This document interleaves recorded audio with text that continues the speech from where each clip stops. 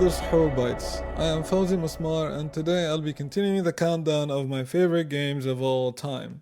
Today is game number 5, and it is Super Mario Bros.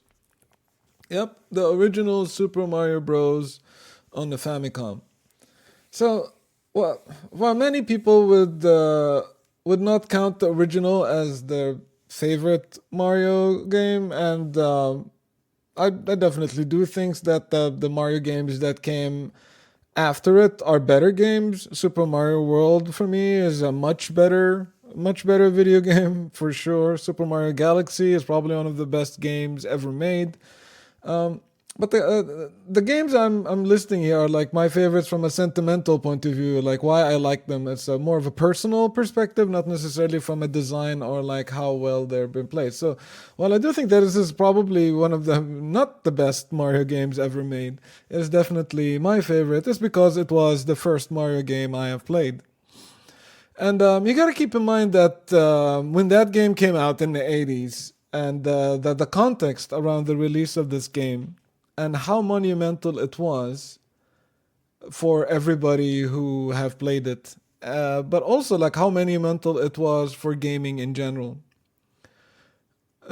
Super Mario Bros. Was so imaginative, was so wild and out there, and it was a game that, unlike others that were around it, not trying to recreate a movie or a cartoon or something that you've seen before, it took you on a journey to somewhere new. We didn't like it's hard for you to like as a kid to look at the Mario and like really understand what the hell is going on. So like if I describe it, it'd be like there's this I don't know, this character with a big mustache and overalls. His name is Mario. I think he's a plumber. Not really sure, but there's pipes, so probably. And he jumps over mushrooms to kill them, but there's other mushrooms that look poisonous but actually make him grow bigger. And then eventually eats a sunflower and starts shooting fireballs.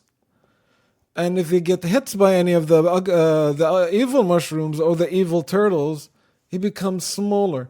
So the entire thing, like as I'm just describing it, it's just I sound like I'm crazy. And like the idea for somebody to dream that up and then ended up making it into a video game, and then for that video game to actually make sense for the kids that are playing that and be incredible amount of fun. And now 30 years later, more 35 years later, it's still like amongst the staple of what video gaming is.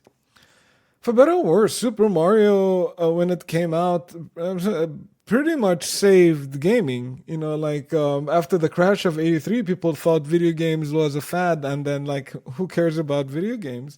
And then like the NES, Nintendo, and Super Mario were like, well, here's a good reason why you should care, and then just kept on firing on all cylinders since. Super Mario Bros. Is a monumental game. It's a classic game. It belongs in every museum that deals with the evolution of humanity and the arts. And from a game design perspective, the design of the game and the level and how the game intuitively taught you how to play it is just a masterclass of game design that I think is still applicable to this very day. Super Mario Bros. Was a cultural phenomenon that kickstarted a lot of careers, I guess, like with people being inspired by Mario to be a video game. It made Nintendo a household name along with Mario, and it's started one of the most successful and beloved franchises of all time. So, Super Mario Bros. Will forever be a very important piece of gaming in my heart, and it's my number 5 favorite games of all time. That's it for today. I'll be coming back at you with more games as Ramadan progresses, but for the time being, Ramadan Mubarak and salam.